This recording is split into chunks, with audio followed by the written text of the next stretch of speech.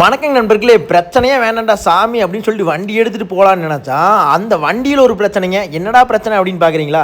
நம்மளோட ரேடியேட்டருக்கு பார்த்தீங்களா, பீஸ்டோட ரேடியேட்டரில் வந்து பார்த்திங்கன்னா லீக் ஆகிட்டு இருந்துச்சு.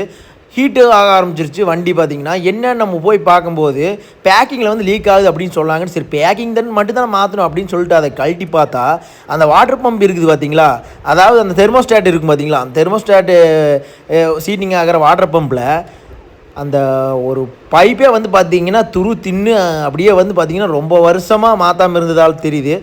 அது நம்மக்கிட்ட வந்து பார்த்திங்கன்னா மாற்ற வேண்டிய சூழ்நிலை. சரின்னு சொல்லிவிட்டு அதையும் மாற்றலான்னு சொல்லிட்டு அந்த 3 பொருள் இருக்குது பார்த்தீங்களா, அந்த 3ஐயுமே போய் வாங்கிட்டு வந்தாச்சுங்க. அது கூடயே பார்த்திங்கன்னா நம்ம பேக்கிங் இருக்குது பார்த்தீங்களா, பேக்கிங்கையும் வாங்கிட்டு வந்தாச்சுங்க. பேக்கிங் தான் ப்ராப்ளம் நினச்சிட்டு இருந்தோம், ஆனால் அது ப்ராப்ளம் இல்லை.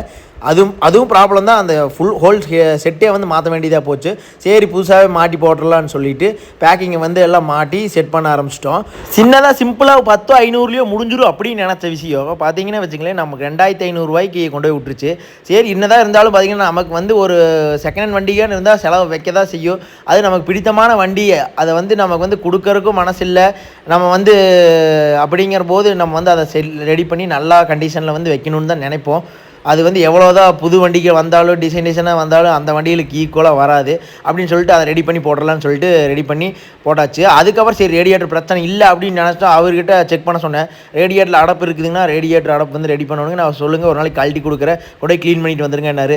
ஓகேங்க, இப்போதைக்கு ஒன்றும் பிரச்சனை இல்லை அப்படின்னு கேட்டேன். இப்போதெல்லாம் பிரச்சனை இல்லை, ஓட்டிக்கலாங்க. அந்த கோடு வந்து பார்த்திங்கன்னா ஹீட் ஓவராக ஆகுது அப்படின்னா நீங்கள் போய் மாற்றிட்டு வந்துருங்க அப்படின்னாரு. அதனால் கூலண்டெல்லாம் ஆயில் போட்டு ஃபுல்லாக ரெடி பண்ணியாச்சுங்க இப்போதைக்கு.